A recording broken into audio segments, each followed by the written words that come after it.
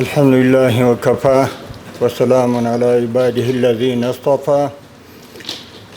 أعوذ بالله من الشيطان الرجيم.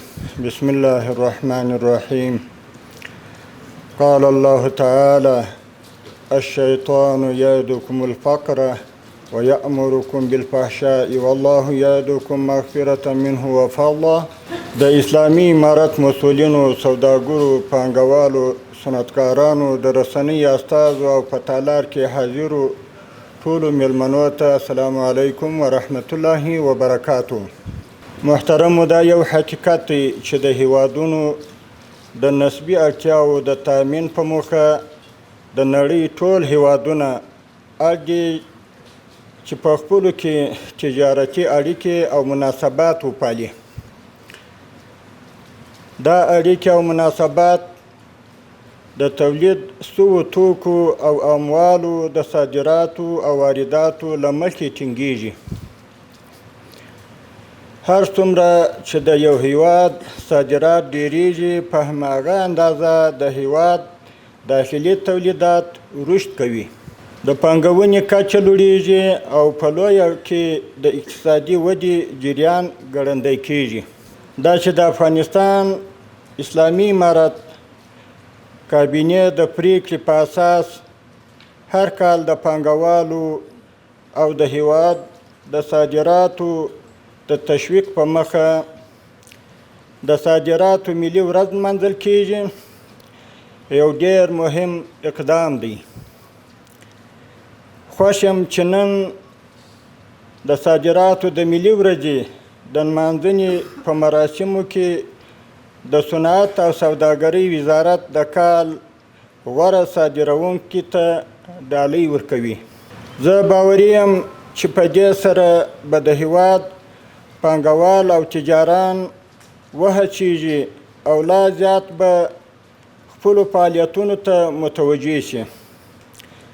د افغانستان اسلامي امارت د صادرات محور اقتصادي پالیسي له مخې د هیواد ټول صادراتي شرکتونو ته ډاډ ورکوي چې د صادراتو کچه به لوړیږي او ټول مازاد تولیدات به په مناسب تجارتي توګه نورو هیوادونو ته صادریږي.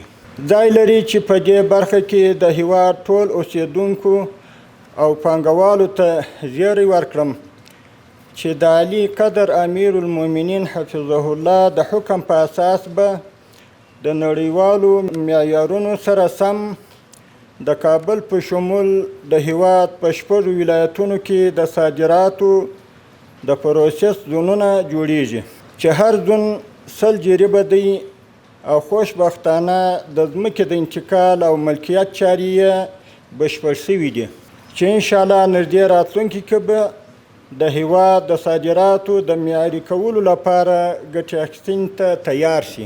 له نیکه مرغه اوس مهال د هیواد له 14 ولایتونو څخه نړۍ ته صادراتي توکي لیږدول کیږي چې په یادو ولایتونو کې د صادراتو د تسهیل او تسریع لپاره د صادراتي اسنادو د پروسس دفترونه ایجاد شوي دي او د 4 ورځو دفتري کار په 40 دقیقو کې انشاءالله ترسره کوي.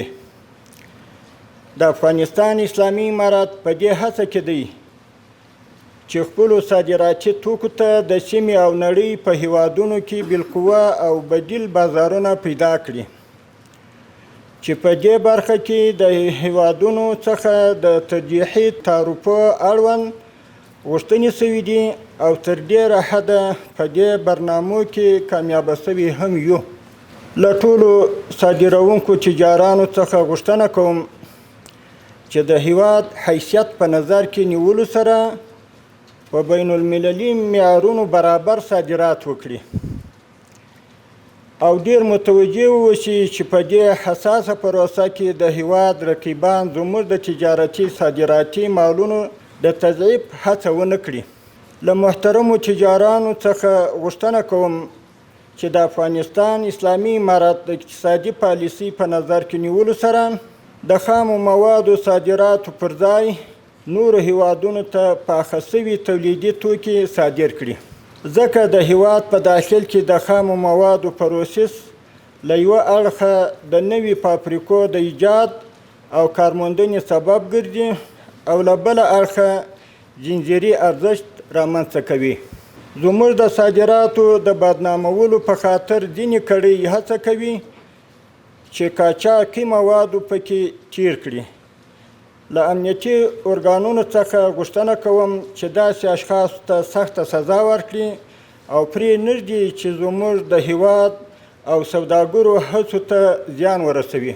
د شفافو او نړۍ ته ډاډ بښونکي صادراتو او وارداتو په مخه اسلامي امارات په ټول بندرونو کې معیاري او پرمختللي سکینرونه نصبوي چې صادراتو پر کچه او باور به د پام وړ اغیز ولري انشاءالله.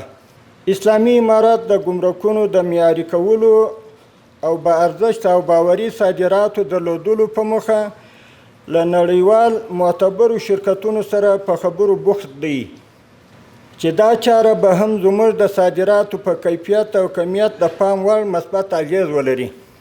له نیکه مرغه له سیمهییز او نړیوالو هیوادونو سره د اسلامي امارات اقتصادي، تجارتي او سیاسي اړیکې غوړېدلې دي.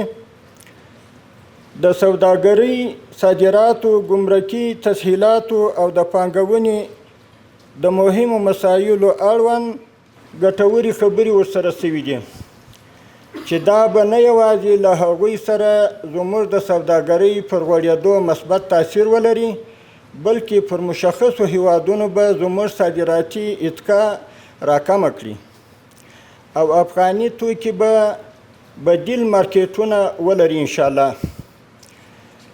په پای کې د هیواد په محترمو تجارانو غږ کوم چې په هیواد کې د بین المللي معیارونو مطابق سړې خونې جوړې کړي تر څو هیواد او ولس په دې برخه کې له لوی تاوان څخه وژغورل شي.